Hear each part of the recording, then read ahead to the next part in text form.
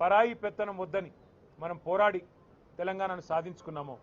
ఎందుకంటే స్వాతంత్ర్యం అంటే కేవలం ఒక స్వతంత్రంగా అడ్మినిస్టర్ చేసుకునే అధికారమే కాదు, ఆత్మగౌరవంతో బతికే ఒక పరిస్థితి, ఆర్థిక స్వావలంబనతో బతికే ఒక పరిస్థితి. అట్లాంటి పరిస్థితిని కేసీఆర్ గారి నాయకత్వంలో మనం 2014లో తెలంగాణ సాధించుకోవడం ద్వారా మనం అర్జించుకుంటే ఈరోజు పూర్తి భిన్నంగా దానికి పరాయి వాళ్ళ పాలన పోయింది, ఢిల్లీ కిరాయి పాలన మొదలైంది అనే విధంగా ఢిల్లీ పార్టీల పెత్తనం మళ్ళీ ఒక్కసారి తెలంగాణ మీద నడుస్తూ ఉన్నది. ముఖ్యమంత్రి 51 సార్లు ఇప్పటికి ఢిల్లీ పోయి వచ్చారు కేవలం 20 నెలల్లో. అట్లాగే ప్రతి చిన్న పనికి కూడా ఢిల్లీ వైపే చూడాల్సిన పరిస్థితి.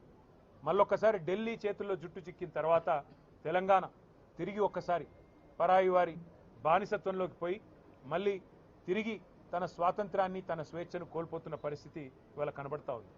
సంక్షేమంలో వెనుకబడ్డది, వ్యవసాయంలో వెనుకబడ్డది, ఐటీ పరిశ్రమలు తరలిపోతున్నాయి వేరే రాష్ట్రాలకి. దానికి 2 ఢిల్లీ పార్టీలు కూడా కారణం. ఒక కాంగ్రెసే కాదు, ఖచ్చితంగా బీజేపీ కూడా దానికి కారణం అని చెప్పక తప్పదు. అందుకే నేను తెలంగాణ ప్రజలకు చేసే విజ్ఞప్తి ఒకటే. పెద్దలు జయశంకర్ గారు ఒకసారి కాదు కొన్ని వేల సార్లు చెప్పారు, స్వీయ రాజకీయ అస్తిత్వమే తెలంగాణకు ఏనాటికైనా శ్రీరామ రక్ష. సాధించుకున్న స్వాతంత్రాన్ని కాపాడుకోవాలి, ఆ స్వతంత్రంగా బతికే తెలంగాణలో ఆత్మగౌరవంతో బతకాలి.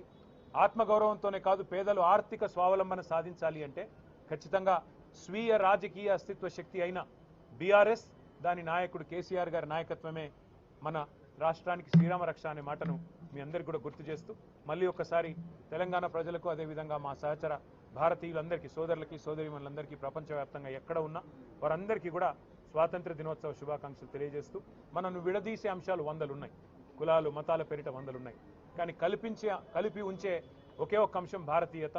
అది కోల్పోకుండా అందరం కూడా సహచరులుగా సోదరులుగా సోదరభావంతో ముందుకు పోదామని చెప్పి విజ్ఞప్తి చేస్తూ